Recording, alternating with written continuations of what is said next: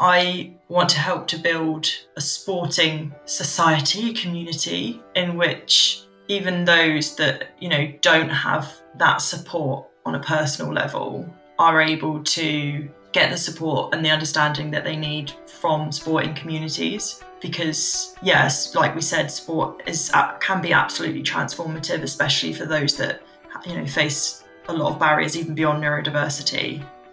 Welcome to All Aboard, where we help parents navigate the ADHD journey. Whether you're at the beginning of this journey asking what now, or you've trodden this path for a while and are wondering what's next, All Aboard ADHD is here for you. We will bring you key information from expert interviews, inspiring special guest stories, and parents sharing their real-life lived experience to help you feel less alone.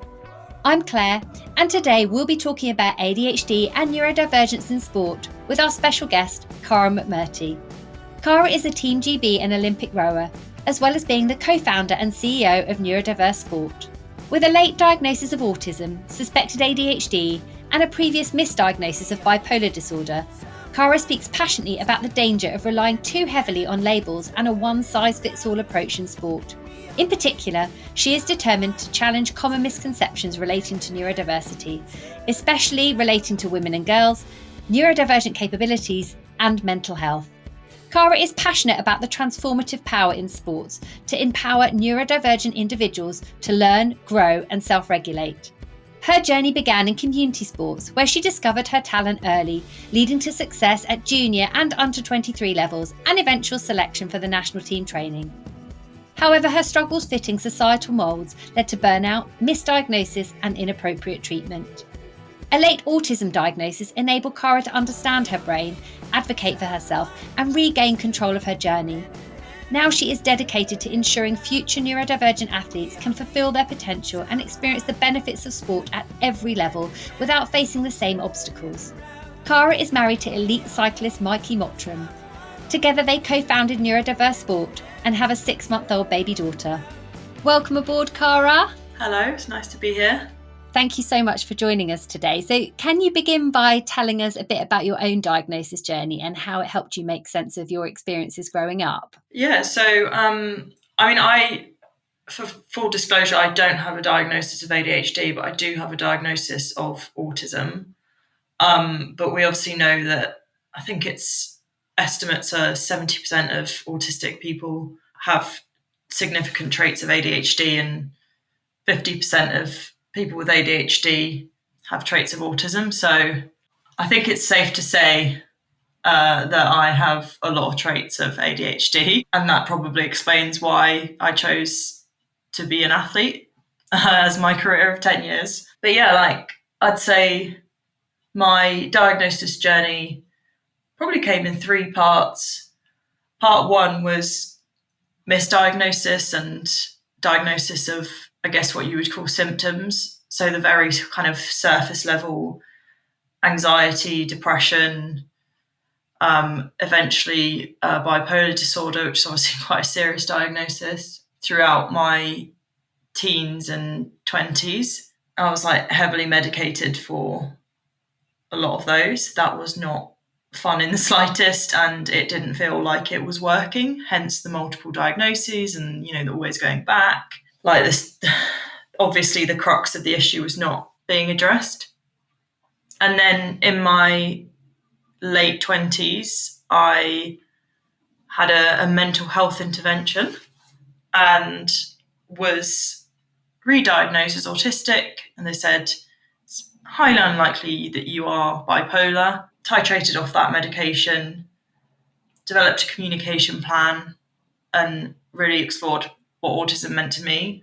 I'd say a highlight of that was understanding how I process emotions. Incredibly quick to process certain things, especially sort of factual information and things that interest me. When it comes to emotions, I'm very deeply emotional, but there's something going on there. I really struggle to process them, and it might take me 2 days to process something. I'm the type of person that something terrible might happen and my reaction will be not necessarily what you expect.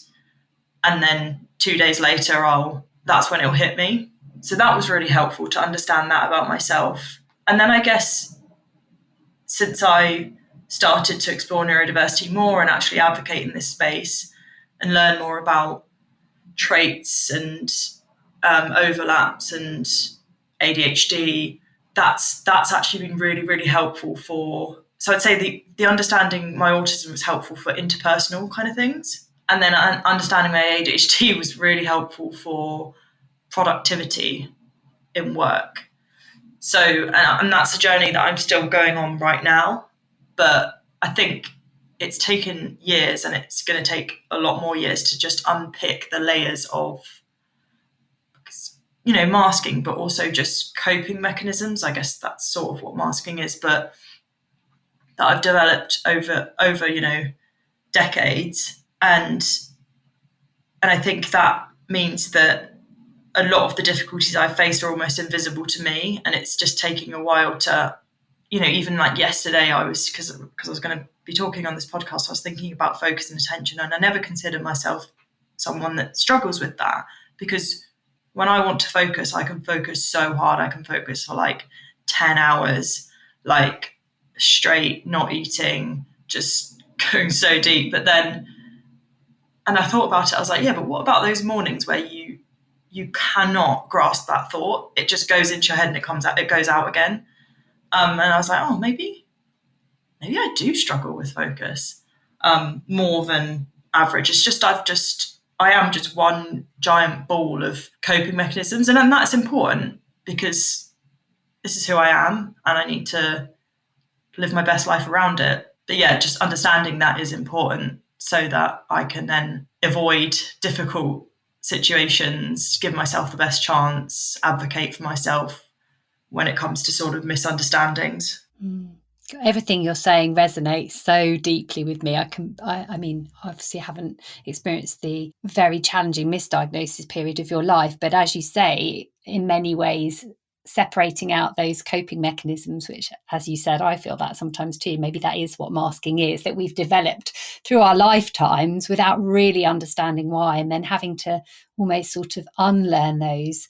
It's a real process, isn't it? And sometimes people ask me questions and it causes me the same reflection that you were just sharing there, because it forces you to think about something in a different way. And I feel like I'm constantly on that journey of self-discovery. So you talked then about your teenage years and obviously your sort of early 20s, particularly around your misdiagnosis as well. But looking back, what do you wish that the adults around you, whether that was parents and teachers or, coaches as you were beginning that journey in sport, had understood about you as a neurodivergent child and athlete? Probably different things. I have to say my childhood was not the best in some ways. And sometimes, that is a pattern we see with neurodivergent individuals, because when parents don't understand their neurodiversity, they're just coping. And sometimes they don't have the capacity to be the best parents that they could be. So I think in an ideal world, this sounds really sad, but I perhaps would have got a bit more attention. But I think in some ways, the fact that I didn't, there is a positive flip side to that, which is I had a lot of freedom, and freedom works really well for me, and independence. Like, I'm a very independent person. I'm very creative. I know my own mind, and I can really excel when, I'm given the freedom. And conversely, I can also like shrivel up or explode if I'm in too rigid a system, which is definitely what happened when I was like an older athlete. In terms of like coaching, I very, very early on, probably around the age of 12, was when I first started to do this. I put up a really, really like tough mask to cope and to make sure that I didn't get bullied, essentially. Because that's kind of the age where you start to become aware of your surroundings, of each other, of social cliques, and you see who gets bullied and you're like, I don't want that. I just need to like be really tough so that if someone sort of pokes at you to test like whether you're an easy target or not, straight away they're repelled and they just don't go there. And I did that, and that happened, and I was never bullied in that way. and also probably to deal with the fact that I was unsure of like why I felt different, why I thought and behaved differently, and perhaps the vulnerabilities around my childhood, family, emotions, things like that. Again, a tough exterior meant that people didn't try and probe to a place that I didn't want them to. Now, I wish some point along the way, the coaches had understood that underneath that kind of tough exterior was a very vulnerable person, because I think I was an incredibly successful athlete from a very early age, considering my background as well. And I had this reputation to just being really bolshy and like, it was a sport that was quite privileged as well. And I came from a state school background, and it was like, people joke about, you call me by my middle name, which is Shannon. So like, oh, Shannon, like, pulling out the big guns or whatever. Like, I had this kind of really like tough as nails reputation. And I like to think that deep down I am. Like, if I had a reason to like go for a 4-hour run right now, even though I haven't done that in a long time, I could do it. I could absolutely do it. I could dig deep. I have this like weird like mental fortitude capacity to be able to do that. But in terms of kind of deep rooted trauma and self-esteem, I am the opposite of how underneath I am, or I was the opposite of how I came across. Like, I came across like I had so much self-confidence. I was so strong, and I was not at all. I had no self-confidence. And my bottom line is absolutely I'm not good enough, because, again, this is not to make people feel like awkward, but I was never told that. And then that was reinforced by, the difficulties with, at an early age, like with spelling, with attention and focus, like you said, with connecting with people. So you don't get that verbal feedback from the people around you that you probably should have. Well, you ideally would have as a child. And then that's just reinforced when you come across these barriers. And then, you just build this like tough exterior, and that gets you so far. Like, I've actually written a paper on this, which is success through adversity. So there are studies that suggest that a lot of elite athletes actually come from, or go through kind of adversity, come from adverse backgrounds, because that is a sort of a positive response to trauma. But there's only so far that you can push that before people break. You can't just rely, you can't just say, oh, you're tough, you've got through that, you can get through this. There is people only have a certain capacity to deal with trauma and difficulty in their life. Yeah, absolutely. I mean, I always think that, and just reflecting, I'm nodding loads when you're speaking there, because it, as I said, it resonates with me that sometimes people who, for example, need help the most are those that seem the most independent. Or I'm someone like you who suffers with low self-esteem, but people find that really hard to believe because I'm outgoing. So it's hard, isn't it? It becomes this double-edged sword. And what you're saying there about adversity, I think, is so true. You see that in business too, as well, don't you? Some of the most successful entrepreneurs, often neurodivergent, have had a lot of adversity in their kind of childhood and younger years. So on that then, what challenges have you faced being neurodivergent in sport that actually you now consider to be your greatest strengths, and how did those experiences shape what you've achieved? I think pretty much all of my most positive traits are the biggest challenges depending on what environment I'm in. So my communication style at heart has changed so much. I can't communicate now like I used to, like my baseline. It's like that kind of masking is cemented into me, but at heart, I'm a very direct communicator. Like, what's the point in fluffing stuff up? In terms of honesty, like, how can we, as a team, say in sport, how can we reach our target as quickly as possible if I know information that you don't, and I'm not saying it to protect your sensibilities? So it's sort of things like that. And people, get really upset. I've upset a lot of people in my life, and it's funny because I consider myself, this I say I don't have like self-esteem, but I know this to be true. I am one of the kindest and most empathetic people that I know. That sounds incredibly big-headed, but I am, and it's actually quite difficult to be this way. So that being the case, yeah, I've offended so many people. I've been pulled up for bullying and things like that. And just that fact was really, really hurtful. Like, I think if I really was a bully, I would have just brushed it off and been like, oh, they need to like man up or whatever. But I cared, and oh my God, that hurt me. That hurt me so much, because I was like, I'm not, I really, really care. And I'm not a bully. It's just, it doesn't make sense that we would put, these sensibilities over like the end goal here, which is to go as fast as we can. And so that's just like one example. I think I have, that ability to hyper focus and to just, my husband talks about me having like toilet roll tubes for eyes.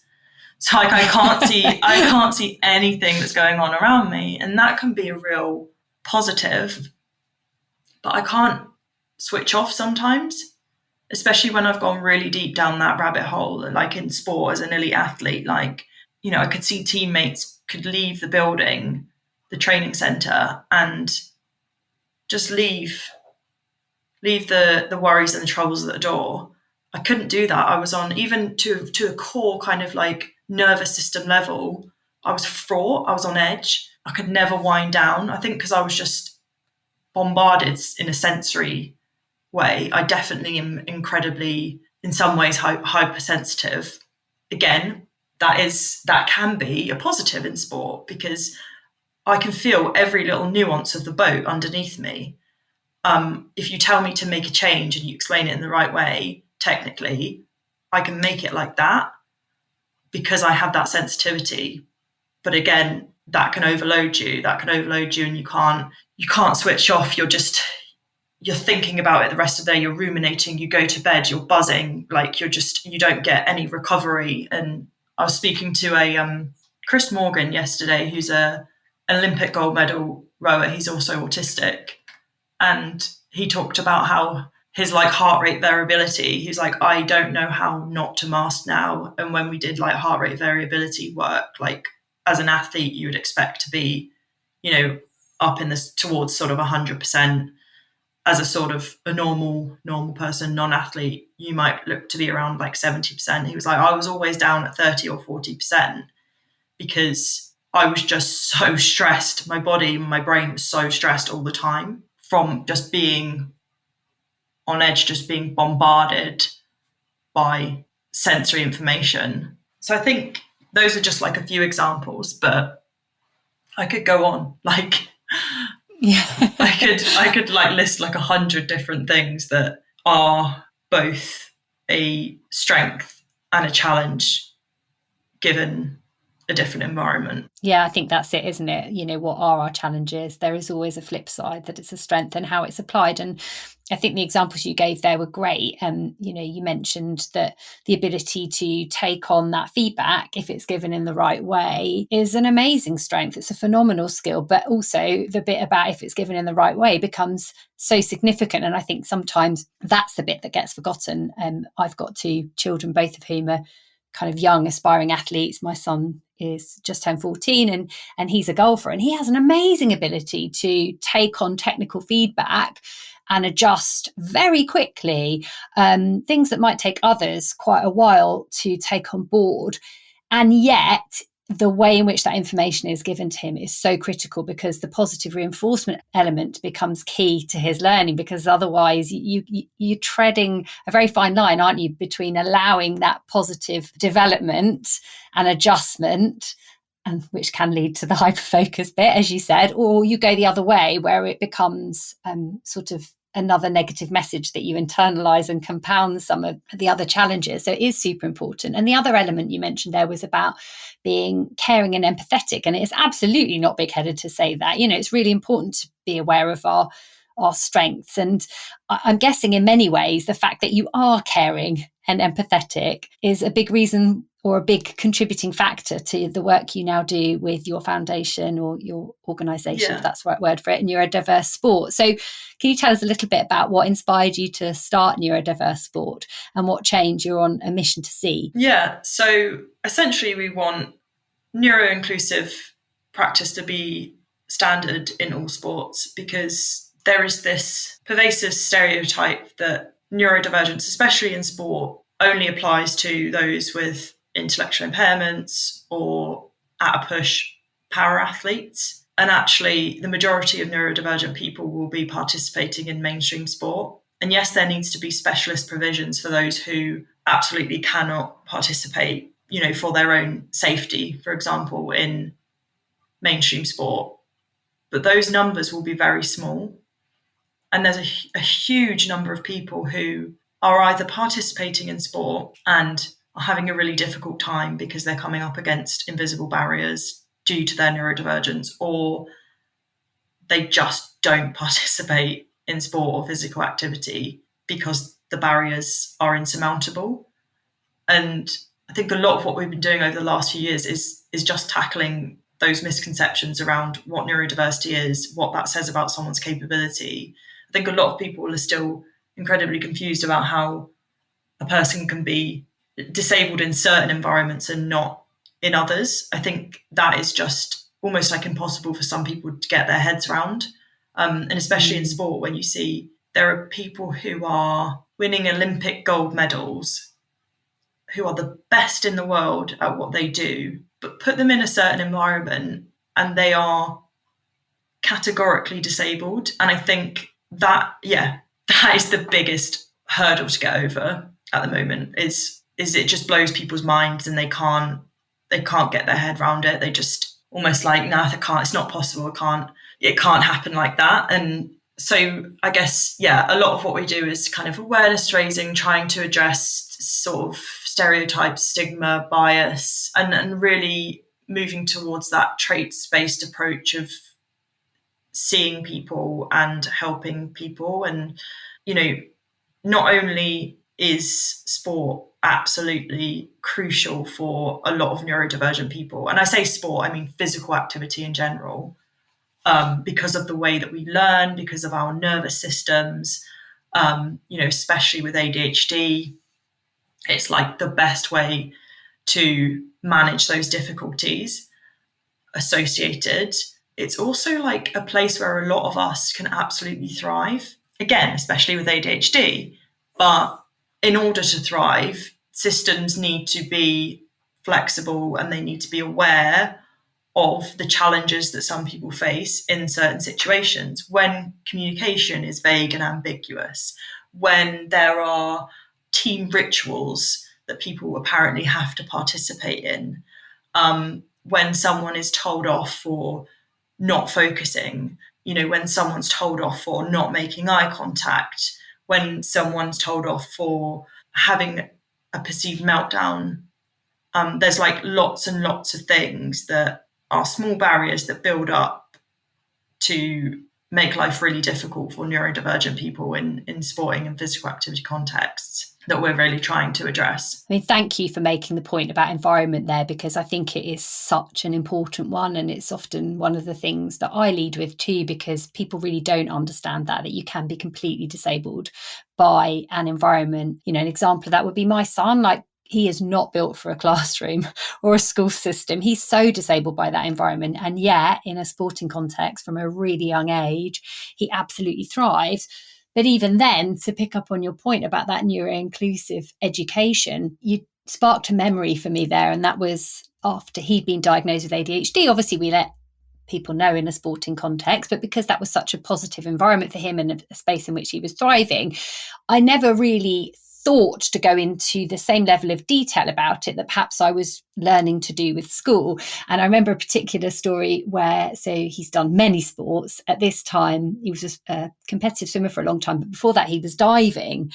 And I remember sitting poolside watching him in a diving session, and he's got working memory challenges. He was on the diving board and he was given something to do, and then he did it and he got out of the pool, and by the time he got back he'd completely forgotten what the next instruction or drill, whatever it was. And she was quite young, the coach, the way she spoke to him, and she basically was like, right, no, I'm not telling you again, and just left him. This young boy just stood on a diving board, that in absolute sense of public shame and humiliation. And I had to stop myself like leaping over the barriers, because I was just really taken aback that in that context, in a sporting context, in an environment where he's really good at what he's doing, you are still treating him and speaking to him that way because simply he forgot what it was you'd asked him to do. And, similarly, when he went on to become a swimmer and he was swimming competitively, the expectations at a coaching level, and realizing actually how much education I had to do there around the way in which ADHD brains take on board information, and about positive reinforcement, and, the nature in which the consequences don't really work, all of that stuff. It suddenly felt like this whole other new job. And then you're working against almost institutionalized, if that's the right word, mindset in some of those environments, because what you can see is these young coaches are embodying the way they were coached. And you almost want to go, no, stop, it doesn't need to be that way. And so, what you're saying, just as a parent of someone like that, it really, really, really makes sense to me. And I could think of probably 100 examples like that, which makes me feel so excited about the work you're doing. And you talk about the fact that you want everybody to thrive in sport at like both a grassroots and an elite level. So I'm just wondering, given in many ways the enormity of that job, what does that mean, and what needs to change to make that happen? I think we are working with UK Sport and Sport England, and we're really trying to get to the top of the pyramid and look at this. This is my typical analytical strategic mind, but we're really essentially trying to get bang for our buck and make sure that neurodiverse considerations are embedded from the top down. So the projects that we're working on right now are, although we do run various workshops and webinars, if a team approaches us and if they don't have the funding, we have developed a sort of a model that works where we approach different bodies to try and seek that funding, because we are a not-for-profit. We don't yet receive funding. But I guess the majority of our efforts at the moment, are about working to embed systemic change. So I can't speak too much to the projects, but essentially it's about, we've called it creating a blueprint for change. And it's about mapping the sector, looking at what exists already, looking at all of the strands of work and the workforces, and then, starting to understand where and how neurodiverse considerations need to be weaved into those. And we're looking to run some pilots, and then hopefully there will be a blueprint that then UK Sport or Sport England can take and apply to other national governing bodies and organisations. So, we're kind of trying to hit it from all sides. Yeah, from the ground up. And as you say, bang for your buck, because it's a big but really, really important job. And for so many neurodivergent children, sport can be an absolute lifeline, a world that plays to natural strengths. You touched on it earlier, thriving. I think it is a platform for growing self-esteem, building friendships that are away from the classroom, and not least, it burns energy. You mentioned that before. If you've got ADHD, it's actually a really, really effective way of managing ADHD symptoms. Sport's a place where neurodivergent children can really thrive. And I think also in a way that their skills can be celebrated, perhaps in a way that school doesn't allow. You touched on that earlier in terms of the environment. That's certainly been the case for my children. So from your perspective, what do you see as the unique value of sport for neurodivergent children, whether that's those that are kind of young aspiring athletes or simply kids who need the freedom to move? I think that is that I know that I'm a very visual person, and my depression comes when I'm still. And the difficulty is when you're autistic and you potentially have like sensory sensitivities and communication difficulties and things, you end up getting yourselves, my many selves, I don't have multiple personalities, you end up getting yourself in situations where you're overloaded a lot, unless you know yourself and you know what to avoid.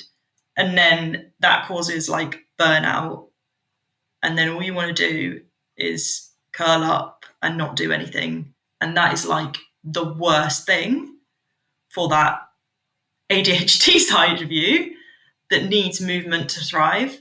So that, I think, is really an explanation for a lot of my mental health difficulties throughout my teens and 20s. You know, there are ways in which I can get that, I can integrate movement into my life without getting overloaded. It's not the movement and the physical activity that's overloading, it's the environments. So like I said, I can go for a 4-hour run and that doesn't overload me. If I've got my headphones on and I'm out in nature, if I'm in a really busy club environment, there's music blaring, it's so loud, it's shaking the floors, like everything smells, like changing room stinks. The bright, there's lights that are really bright in my eyes, and perhaps there's a fan going and the noise of the fan and the RPM that it's spinning at versus the rhythm of the music is contrasting, is so many different things. Like that's overloading. But I cannot tell you, like, the sheer joy that being out in nature and just using your body brings, it's unparalleled. Like, it's absolutely amazing. And I wonder sometimes, I'm like, do people get this feeling when they're socializing? Like, is this that thrill that people get when they're socializing? Is this why people like to socialize? Maybe it is. But like, I know that I don't get it anywhere else apart from sport. And I say sport apart from movement. And I know that's, partly down to the way my brain's wired and, what gives me that dopamine hit. But it's a healthy thing to do. And it helps to avoid, negative outcomes in terms of depression, etc. And it helps to teach key skills. I think a lot of my confidence that I do have has come from knowing what I am capable of physically. I'm like, Caragh, if you can do this, you can go and speak in front of a room of people. Whereas before that might have been like quite a terrifying thing to do. And it's still quite terrifying, to be honest, because I never know when I'm going to go non-verbal. But yeah, it's just, it's such a hard thing to put into words. It's a feeling that everyone needs to feel. Yeah, I think that's such a lovely, lovely way of putting it. And I am no athlete, but the older I get, the more I realise the exact same thing, how much I love moving my body outside in nature. It's just, the endorphins and the dopamine and everything that you achieve from that, and makes a massive difference to me. I love starting my day that way if I can. And you've said that becoming a mum has given your work even more meaning and motivation. So what kind of sporting world do you hope to create for your daughter and for all the neurodivergent children that are coming up behind you? Well, the thing is I know that she'll have all the support she needs because I've got the knowledge as a parent and I have the time and the capacity to support her. There will be a lot of kids out there, and this is, how do we change the future more generally unless we are thinking about and caring for those who are not in the best of circumstances, and who without help the cycle will continue for. It's really hard to break the cycle of kind of deprivation, and that's really unfortunately connected to neurodiversity. So I want to help to build a sporting society, community in which even those that, don't have that support on a personal level are able to get the support and the understanding that they need from sporting communities. because yes, like we said, sport can be absolutely transformative, especially for those that, you know, face a lot of barriers even beyond neurodiversity. And I don't want to be part of the narrative that it's like, oh, it's okay, I've sorted myself out now, and my child will be fine because I have this knowledge, and, you know, I can just sit back and be grateful for that. That doesn't sit right with me. So I want to make sure it's not just her that benefits, it's all children. I can really feel and like hear your passion when you say that, and I think it's such an important point, and I wholeheartedly agree with you on that in many ways. It's exactly how this podcast came to be and how this became an entire vocation for me, because exactly as you say, just because I now have this knowledge and I can advocate for my child, that's not enough. This needs to be for all children so that we can be part of a solution, so that we can actually change things. And as you said, like, sport is such a valuable outlet, and you know, for people like my children and like your daughter, as she grows up, they'll have that support and they'll have the opportunities to channel their energy and find their interest. But that isn't true for everybody. But sport should be, by its nature, even just as you said earlier, the simplicity of moving your body, that is for everybody. And there is so much value to be gained. This isn't about being good at it. This is just about moving and finding an environment in which you can thrive or feel free or feel connected, and whatever that is. It's such an important one. But, you know, we touched on earlier that this is a big job. You mentioned bang for your buck. And I know that that's something that takes a lot of funding to achieve. And you've got a campaign, haven't you, to contribute to your work? Would you like to talk about that? Yeah, actually, we just have like a donate button on our website. If people wanted to donate, that would be very much appreciated. But at the same time, if you have time or skills to offer, like, that's incredibly helpful as well, because we are majority volunteers at the moment. So yeah, the biggest barrier for us is actually the time and the capacity that we have. Obviously, more money would allow us to employ people, but Yeah. that would be great, but that's a lot more money. But yeah, I think volunteers who are like really, really passionate are also very much welcome. Yeah, that's such a great shout out, actually, because it takes a village, doesn't it, this stuff? And, you know, similarly with me, with my podcast, I do this with my time and my energy, and that there's almost so much to do. You can't quite fit it in amongst being a parent and everything else that your children need. So yeah, that's a really lovely thing to say. And I'd certainly be super happy to help you in any way that I can on your journey and with your mission, because I very, very much believe in what you're doing. So what final message would you like to leave parents listening who are raising active, energetic, sport-loving, neurodivergent children to help them feel less alone on this journey? Don't underestimate the power of sport. Don't underestimate yourself as a parent and your value in supporting your child and advocating for them in the right way. If a conversation needs to be had with a coach, try to remember that they're a human and that they are acting in the way that they're acting because of the experiences that they've had and the knowledge that they have. So think about how you can expand that knowledge in a way that doesn't make them feel threatened and shut down. Try to have an open conversation. And like you said, go on a journey together, because it takes a village.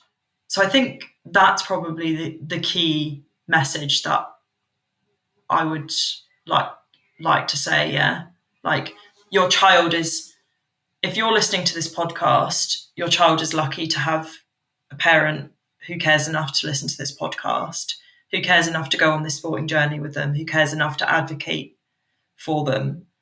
So take confidence in that and be that bigger person and take other people on that journey with you. That's such a lovely message. And I think a very important one, what you were saying there, particularly about coaches, is so true, isn't it? And actually, often it's remembering that, well, how would my children need to hear that feedback, that positive reinforcement? I've tried to actually apply that, and I found that works, obviously authentically and with sincerity, but it works really successfully. And as you say, that if you're listening, how amazing that you care enough to be doing the work you're doing to support your children. So that's such a lovely, lovely message. Caragh, thank you so much for joining us today, for sharing your story, for talking about your mission. I've been really excited about this podcast episode because I have got very, very sporty kids. And this is a world that actually in many ways needs that same education piece that we talk about around schools. And it's also almost seemingly to some degree perhaps more important because it's a world in which they can thrive for so many reasons, whether it's to do with natural talent or simply just an environment to move your body and belong. So thank you for the work that you're doing and the time that you're giving to this. It's been so great to speak to you today. Thanks very much for having me. It's been a really enjoyable conversation. So thank you, Caragh. If you'd like to learn more about Caragh's work to champion neuro-inclusive practice in sport through her Neurodiverse Sport platform, and to contribute to their campaign for a future in sport where every individual has the opportunity to thrive, then please do check out our show notes below. Or if you'd like to find out about how I can help support you and your children with personalised ADHD coaching, then please do head to allaboardadhd.com. You can also find me on Instagram and TikTok at allaboardadhd. Most importantly, if you enjoyed this episode and found it helpful, please can you follow and review All Aboard wherever you're listening today to help other parents find this podcast and welcome them aboard our journey too. Thank you for listening to All Aboard ADHD.